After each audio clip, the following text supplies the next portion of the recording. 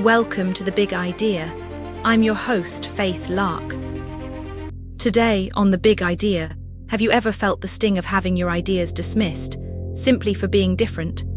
Today, witness Ruth Millikan's relentless battle against a world that tried to silence her, and discover how her defiance can ignite the courage within you to challenge everything you thought you knew. Picture a dimly lit study, where a woman sits surrounded by towers of philosophical texts. Her hands, weathered from years of typing and child-rearing, trace the words on a page. The year is 1984, and Ruth Millikan is about to challenge everything we think we know about how humans understand the world.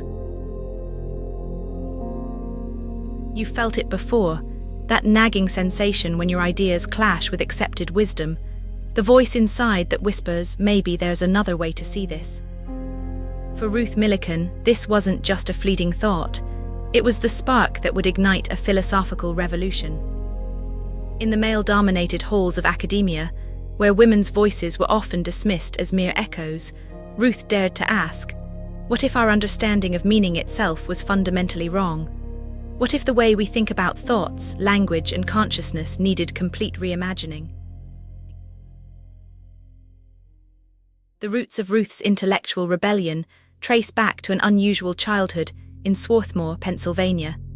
Imagine growing up in a home where dinner conversations casually wandered between physics equations and prehistoric fossils. Her father, a physics teacher, and her mother, a paleontologist with a PhD, created an environment where curiosity knew no gender bounds. But this blessing carried a burden. In 1950s America, such an upbringing set her apart in ways that would both empower and isolate her. While other young women were steered toward traditional roles, Ruth's mind roamed the vast territories of philosophical inquiry. By 1969, Ruth had earned her PhD from Yale, but her greatest challenge was just beginning. Picture yourself trying to reshape fundamental philosophical thought while raising 4 children. The quiet hours of night became her sanctuary, where between diaper changes and dinner preparations, she pieced together her revolutionary theory of biosemantics. You might recognize this struggle, the constant pull between personal ambition and societal expectations, the weight of knowing you have something important to say while the world seems determined to muffle your voice. When Ruth published Language, Thought, and Other Biological Categories in 1984, she didn't just write a book, she lit a fuse. Her theory of biosemantics proposed something radical, that meaning itself wasn't just about individual intention or social convention. Instead, it was deeply rooted in biological function and evolutionary purpose. Think about that for a moment. Everything you believe about how words carry meaning, how thoughts form in your mind, how consciousness itself operates. Ruth suggested it all needed to be understood through the lens of biological evolution. It was as if she had walked into a room full of classical musicians and suggested they needed to learn jazz. The academic establishment reacted with predictable fury. In conference halls and peer reviews, Ruth faced a barrage of criticism. Not just of her ideas, but of her very presence in these hallowed philosophical spaces. You know that feeling when you're the only one in the room who sees things differently? Multiply that by 1,000. Yet something remarkable happened. The more they pushed back, the more certain Ruth became. Each criticism forced her to refine her arguments, to dig deeper into the biological foundations of meaning. She wasn't just defending a theory, she was revealing a new way of seeing the mind itself. If you're enjoying The Big Idea, please like, subscribe, and scan the QR code for our free 7-day email course, Mental Models Mastery. Learn to make better decisions and think like Einstein, Da Vinci, and Socrates. Now back to the episode. Through the 1990s, while others debated traditional philosophical questions, Ruth quietly built an intellectual framework that would eventually reshape cognitive science. Her theory of teleosemantics went beyond just explaining how we think. It provided a bridge between biology and consciousness that no one had previously imagined.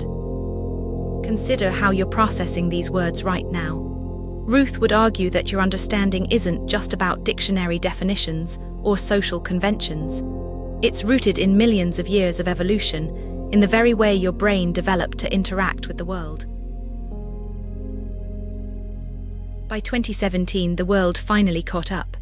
The Rolf Skark Prize in Logic and Philosophy, one of the field's highest honors, recognized what Ruth had known all along. Her ideas weren't just innovative.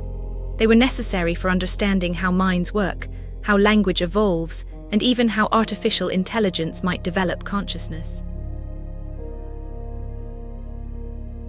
But this isn't just a story about philosophical ideas. It's about the courage to stand alone. Think about the moments when you felt out of step with the world around you, when your intuition told you one thing while everyone else insisted on another. Ruth's journey teaches us that our unique perspectives aren't flaws to be corrected, they're potential revelations waiting to be shared. The very things that make you different might be exactly what the world needs. Today, Ruth Millikan's theories influence fields from cognitive science to artificial intelligence, but her real legacy isn't just in her ideas, it's in the example she set. So here's your challenge. What conventional wisdom are you accepting without question? What unique perspective do you bring that others might be missing? Like Ruth, you might find that your most valuable contributions come not from following the crowd, but from daring to see things differently. As you close this page and return to your world, remember, Ruth Millikan didn't change philosophy by fitting in. She changed it by standing out. By trusting that her different way of seeing things wasn't a weakness, but her greatest strength. Your unique viewpoint, the one you might be hesitating to share, could be exactly what your field, your community, or your world needs right now. The question isn't whether your perspective is different. The question is, what will you do with that difference?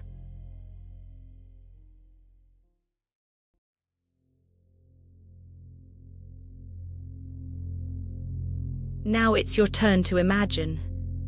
On the next episode of The Big Idea, Ruth Millikan's journey teaches us that challenging conventional wisdom is crucial for progress. But what if that wisdom is all we have? What happens when we question the very foundations upon which our understanding is built? The next story explores a time long before Millikan, before modern science, when thinkers grappled with the most fundamental questions about the universe.